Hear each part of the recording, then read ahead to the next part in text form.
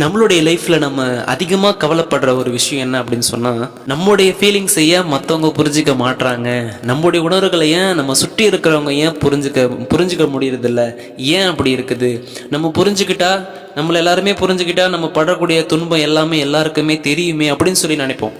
ஆனால் ஒரு உண்மை என்னவென்று தெரியுமா? நம்முடைய உணர்வுகளை சரியாக ஒருவர் புரிந்து கொள்ள வேண்டும் என்று நாம் நினைச்சோன்னு சொன்னால், அது நம்மை படைத்த இறைவன் அல்லாஹ்வை தவிர வேறு யாராலும் முடியாத ஒன்று. நம்மை முழுமையாக ஒருத்தன் தான் புரிஞ்சுக்க முடியும். அவன் ஒருவன் மட்டுமே.